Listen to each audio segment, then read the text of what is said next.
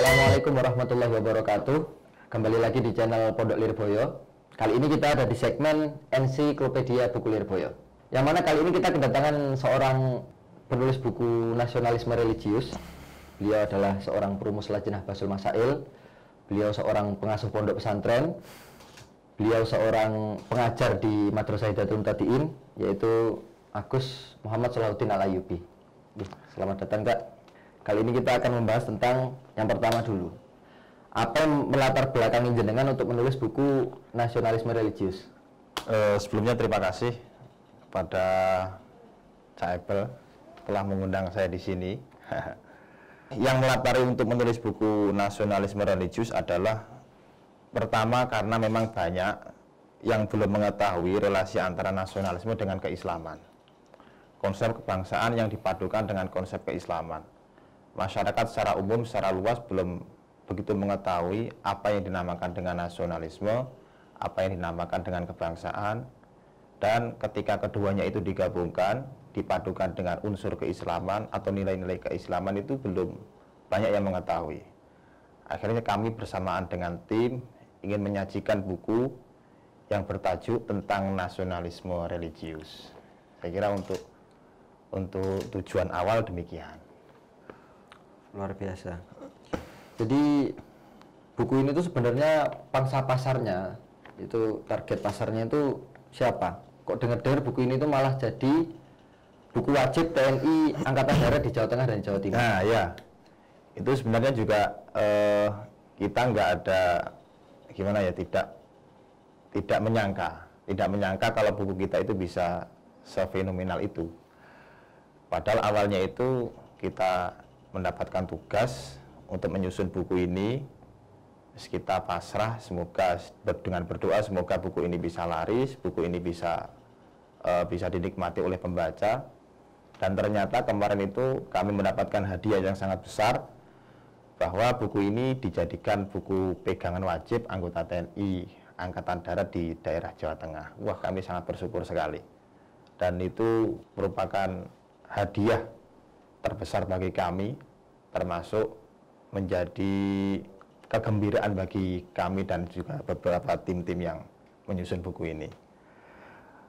Kalau mangsa pasar sebenarnya ya tetap seluruh masyarakat yang ada di Nusantara, mulai dari orang-orang awam sebenarnya, kemudian akademisi, kemudian dari unsur sipil atau non-sipil, kemudian dari dari pemerintahan, unsur pemerintahan itu juga pangsa pasar kami. Karena memang buku nasionalisme religius ini memang dibikin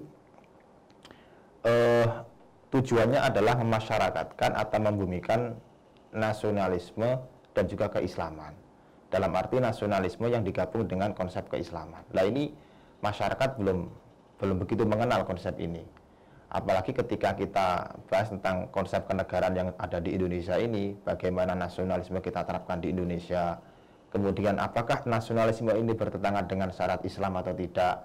Ini juga masyarakat awam atau bahkan dari instansi pemerintahan pun juga masih banyak yang belum tahu. Akhirnya coba kami menyajikan ini, tujuannya adalah agar dinikmati oleh seluruh pembaca yang ada di Nusantara. Saya kira ngoten. Luar biasa.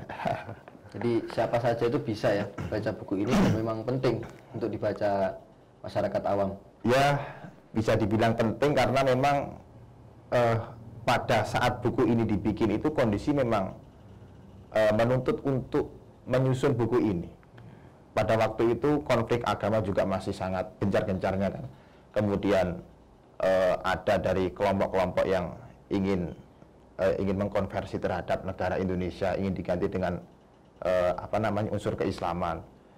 Indonesia dianggap sebagai negara toghut, Pancasila tidak sesuai dengan syariat, nasionalisme dianggap sebagai ajaran yang sesat. Nah ini masyarakat awam, seluruh masyarakat yang ada di Nusantara harus mengetahui secara betul bahwa Indonesia ini adalah negara yang memang sudah sesuai dengan syariat Islam. Nasionalisme ini adalah ajaran Islam yang telah diajarkan oleh Nabi zaman dahulu dan tidak boleh dipertentangkan dengan agama Islam. Saya kira seperti itu. Luar biasa. Terus apa yang membedakan buku kebangsaan ini dengan buku-buku kebangsaan yang lain? Nah ini, kalau buku kebangsaan ini kan kalau nasionalisme religius itu memang temanya atau genrenya kebangsaan. Genrenya kebangsaan.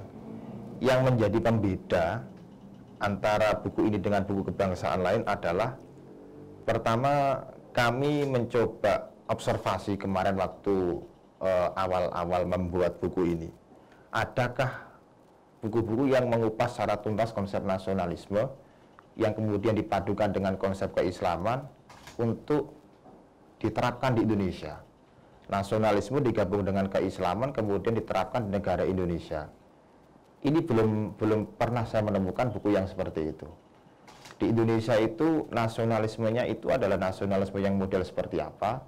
Kemudian apakah di Indonesia itu sudah nasionalismenya itu sudah sesuai dengan syariat Islam ataukah justru bertentangan dengan syariat Islam? Yang membahas dan mengupas secara tuntas buku yang berkaitan dengan itu saya kira belum ada. Dan akhirnya kami mengupayakan untuk menyajikan buku ini agar bisa dinikmati oleh seluruh pembaca. Dan juga di dalam buku ini seluruhnya itu disertai dengan referensi yang diambilkan dari beberapa kitab-kitab salaf. Jadi kita sebenarnya itu ingin mengkontekstualkan apa yang disampaikan dalam kitab-kitab kuning. Sebenarnya kitab-kitab kuning yang menjadi pegangan oleh para santri itu coba kita kupas tuntas, kita kontekstualkan dengan keberadaan atau kondisi negara Indonesia. Semisal saya contohkan di dalam buku ini juga ada konsep nasionalisme kebangsaan, ya. Dan di situ kita mengupas terkait masalah non-muslim. Non-muslim, bagaimana hubungan antara umat muslim dan non-muslim. Apakah kita itu harus berperang terus dengan non-muslim? Apakah kita itu harus berlaku baik kepada non-muslim? Itu dibahas di dalam buku ini. Dan juga kita mengambil itibar juga yang ada di dalam Piagam Madinah. Di Piagam Madinah juga Kanjeng Nabi itu kan pertama kali membentuk negara Madinah. Nah, ini konsep nasionalisme yang disajikan oleh Kanjeng Nabi, pembentuk kebangsaan yang ada di Madinah itu bagaimana? Nah, ini mencoba kita terapkan di Indonesia melalui buku ini. Luar biasa. Oke, selanjutnya kalau kita melihat dalam sejarah waktu Indonesia berdiri, pada saat itu terdapat pro kontra antara Indonesia ini mau dijadikan negara yang agamis atau negara yang nasionalis. Jadi ketika dijadikan negara nasionalis kok sepertinya anti terhadap agama. Kalau dijadikan negara agamis kok sepertinya tidak adil bagi seluruh warga negara Indonesia. Dan memang kita itu pro kontra itu pasti terjadi. Tetap kalau persoalan masalah imamah, masalah kepemimpinan itu pasti ada pro dan kontra, pasti ada konflik. Sebagaimana disampaikan oleh Asy-Syahrastani dalam kitab Minal Wanihal itu, bahwa wa'adhamu khilafi bainal ummati khilaful imamati idmasalla saifun fil islami ala qaidatin diniyatin mislu masalla alal imamati fi kulli zaman. Bahwa perselisihan terbesar umat Islam itu pasti bermulanya dari imamah, bermula dari kepemimpinan, dari pemilihan pemimpin atau dari penentuan pemimpin itu pasti ada perselisihan. Itu yang disampaikan oleh para ulama zaman dahulu. Nah, itu juga ulama itu berdasarkan observasi. Semisal pada waktu pemilihan khalifah, itu kan juga pasti ada perdebatan yang sangat sengit itu. Yang satu ingin mendirikan atau ingin menjadi penguasa tapi diangkat oleh orang-orang Kufah, yang satunya di Madinah. Nah, ini kan akhirnya menimbulkan konflik antar golongan. Nah, ini menunjukkan bahwa kalau masalah pemimpin, masalah kepemimpinan, khilafah, imamah itu pasti ada perselisihan. Nah, bahkan di Indonesia juga kan ya pasti ada nih, pasti ada perselisihan meskipun perselisihannya itu ada nggak seberapa. Perselisihan 5 tahun sekali lah. 5 tahun sekali, itu pasti ada gitu. Terus memang kalau kita berbicara masalah konsep kebangsaan atau konsep kenegaraan, itu kalau masalah sistem itu pasti berubah-ubah. Zaman dahulu ada khilafah, misal pada zaman Khulafaur Rasyidin. Kemudian setelah masa Khulafaur Rasyidin ada monarki kerajaan, muluk. Bahkan Sayyidina Muawiyah pernah mengatakan anak awalul muluk. setelah Sayyidina Husain itu menyerahkan jabatan kepada Sayyidina Muawiyah, beliau langsung memproklamirkan diri bahwa ana awalul muluk, saya ini orang pertama kali yang menjadi raja. Karena khilafah sudah ditentukan oleh Kanjeng Nabi, al khilafatu min ba'di salatuna sanatan, bahwa khilafah itu setelahku itu hanya bertahan 30 tahun. Berarti setelah masa 30 tahun itu sudah bukan khilafah lagi. Nah itu pas waktu kepemimpinan Sayyidina Muawiyah. Makanya Muawiyah pernah mengatakan ana awalul muluk, saya adalah orang pertama yang menjadi raja. Nah itu kan menunjukkan bahwa masalah kepemimpinan, sistem pemerintahan itu selalu berubah-ubah setiap zamannya. Zaman Khulafaur Rasyidin khilafah, zaman setelahnya monarki kerajaan, ada yang zaman nanti itu federal, kemudian nanti ada yang demokrasi, ada yang sebagaimana di Indonesia ini. Yang di Indonesia kan negara demokrasi nggih. Nah ini kan berarti menunjukkan adanya perbedaan masalah sistem kepemimpinan. Sebab ulama mengatakan bahwa as-siyasah makana fi'lan yakunu ma'u anas aqraba ila sholah wa ba'ada anil fasad wa ilam yadahu ar-rasul wa la nazala bi wahyu. Bahwa masalah siasa, sistem pemerintahan itu tidak jumud, tidak kaku, menyesuaikan dengan kondisi yang ada di setiap daerah masing-masing. Tujuan yang penting adalah mendekatkan diri kepada jalan kemaslahatan dan menjauhkan dari perkara-perkara buruk atau kemafsadahan. Itu tujuan dari diselenggarakannya pemerintahan. Ya siasah maka nafil aqraba ila sholah itu, mendekatkan pada kemaslahatan. Berarti di dalam Islam sendiri itu sebenarnya juga sistem pemerintahan nggak kaku, nggak hanya khalifah, nggak hanya khalifah dan khilafah. Tapi apapun sistemnya yang mendekati terhadap sholah, mendekati terhadap kemaslahatan, maka itu juga baik untuk dipilih gitu ya. Juga baik untuk dipilih. Apapun itu sistemnya. Sebab di dalam Al-Quran ataupun hadis pun nggak ada secara spesifik Kanjeng Nabi mengatakan bahwa kamu harus mendirikan khilafah. Kamu harus pemerintahannya seperti ini. Nggak ada. Nggak ada ketentuan secara spesifik. Nah itu akhirnya dibuat ijtihad oleh para ulama bahwa model pemerintahan itu monggo terserah. Yang penting dapat membawa kemaslahatan kepada negara kamu, kepada bangsa kamu, dan menjauhkan dari madharat atau menjauhkan dari keburukan di negara kamu. Yang penting kamu itu bisa berlaku adil kepada seluruh wargamu, itu sudah cukup. Makanya kayak Wahbah Zuhaili itu dalam kitab fikih Islami pernah mengatakan la tushtaratu sifatul khilafati wa inamal muhimmu wujudud daulati mumassalatun biman yatawalla umuroha wa yudiru syu'unaha wa yadfa'uhu ila tal'a'da'i anha. Bahwa pemerintahan yang berupa khilafah itu memang tidak disyaratkan. Islam tidak pernah mensyaratkan ketika mendirikan sebuah negara pemerintah itu harus berupa khilafah. Tidak ada syarat. Yang terpenting itu adalah wujudnya negara yang pemimpin itu ditaati dan pemimpin itu bisa membawa keadilan di negara tersebut. Itu yang disampaikan oleh Wahbah Zuhaili. Iya, luar biasa. Tapi banyak serangan-serangan dari kelompok kanan atau ekstremis itu mengatakan wajib pendidikan khilafah. Bukan, dari kaum sebelah, kaum kanan atau kaum ekstremis itu sering meneriakkan wa man lam yahkum bima anzalallah faulaika humul kafirun, faulaika humul fasiqun dan lain sebagainya.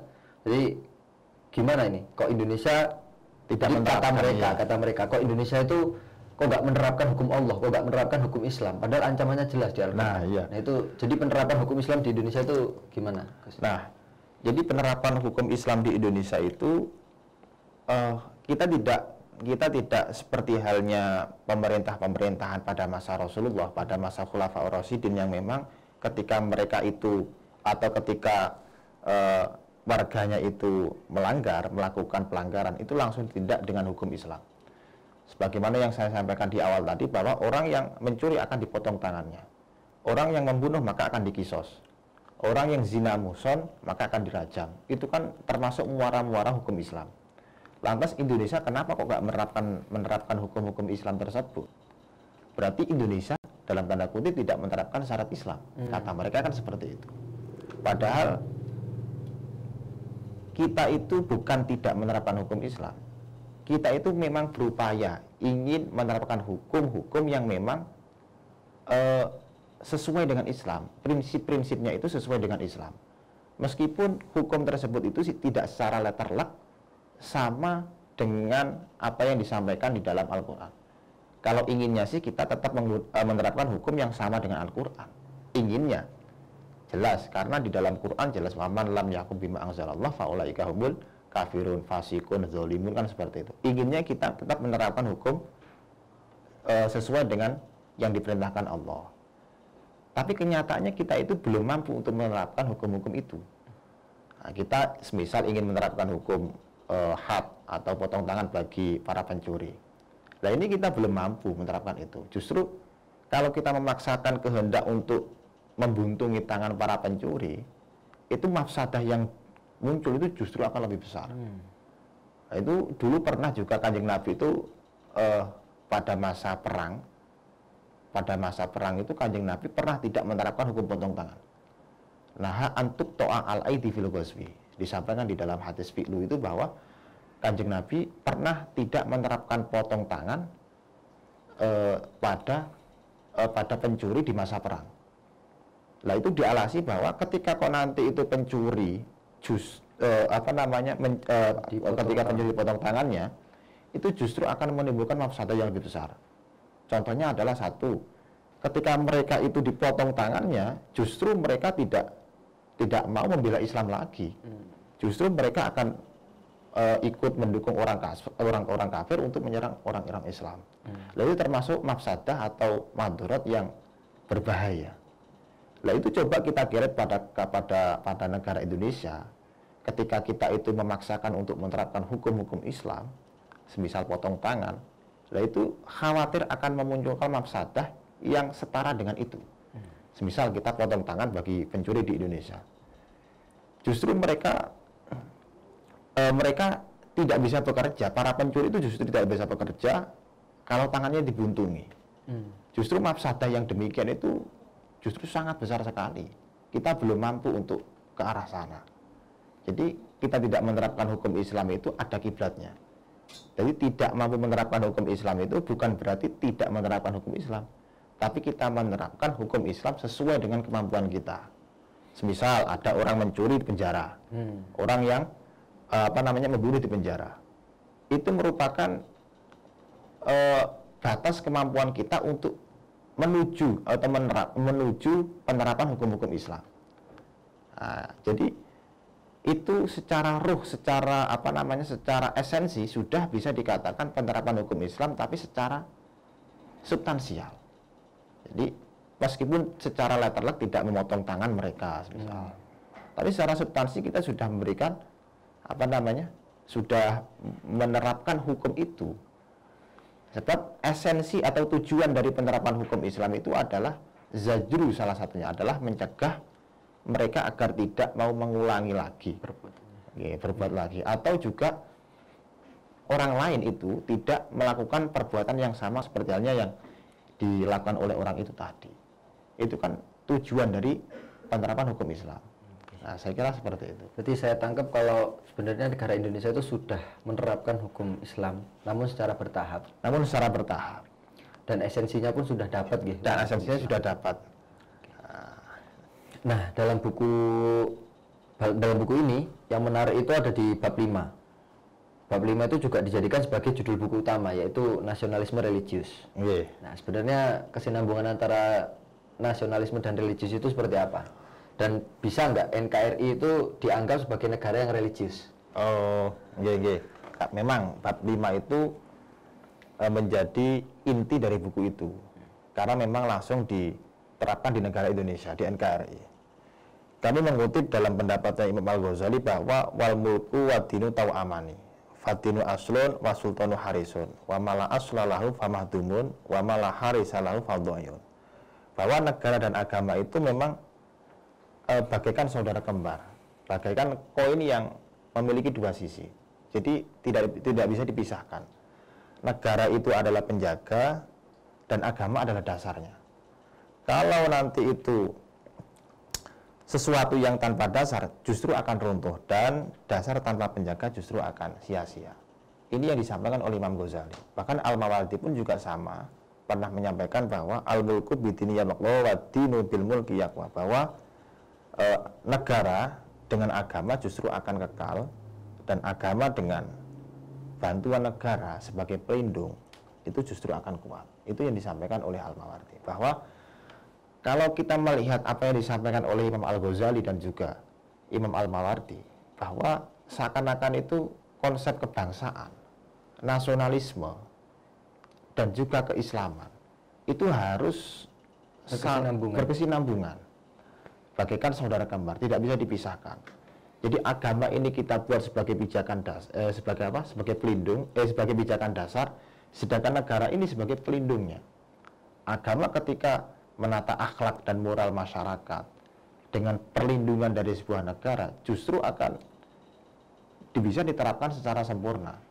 Tapi ketika kok nanti agama itu diterapkan tidak ada perlindungan dari sebuah negara, justru sulit untuk menerapkan. Misalnya saya contohkan seperti ini. Ketika kok negara itu tidak aman dan damai, apakah kita itu bisa menerapkan syarat-syarat Islam? Apakah kita juga bisa melakukan sholat dengan baik?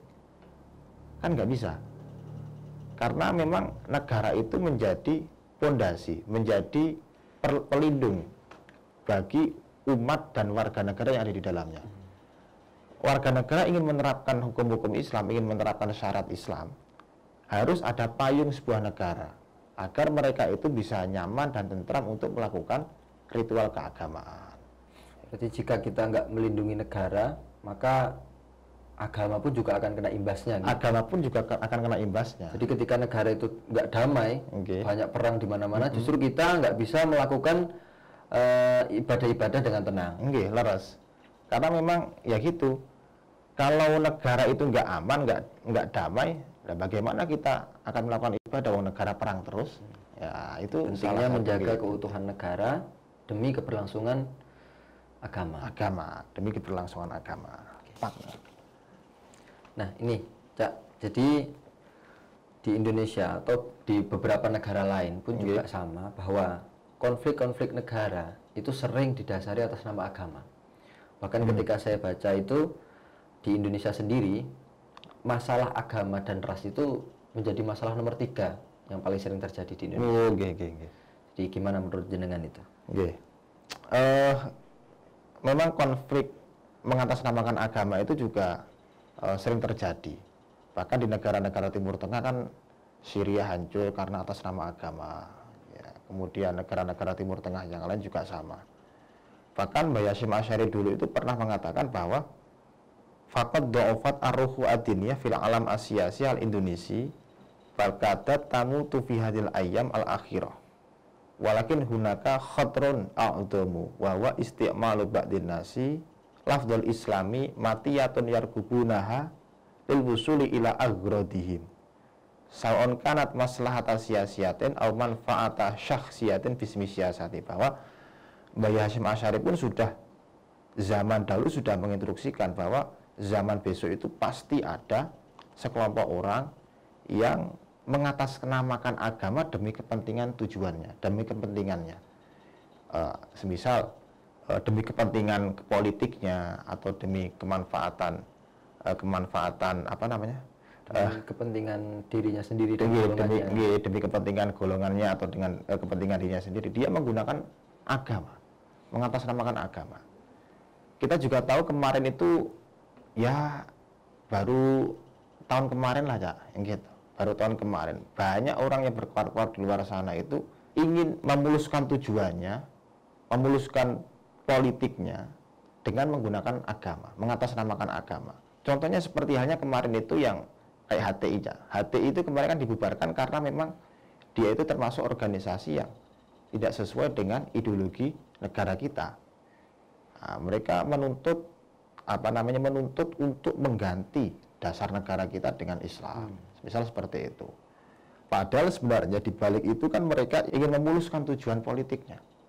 Nah itu sebenarnya sudah diwanti-wanti oleh Mbah Hasyim Asy'ari sejak zaman dahulu, bahwa beliau mengkhawatirkan bahwa agama itu dijadikan sebagai tunggangan politik untuk memuluskan tujuannya. Nah itu sangat-sangat ironis sebenarnya itu, bahwa agama itu agama bersih, murni, kenapa kok sampai dijadikan alat politik. Saya kira seperti itu. Luar biasa. Oke, luar biasa sekali perbincangan kita malam ini dengan penulis buku Nasionalisme Religius. Luar biasa, kesimpulannya itu intinya negara dan agama itu dua hal yang nggak bisa dipisahkan.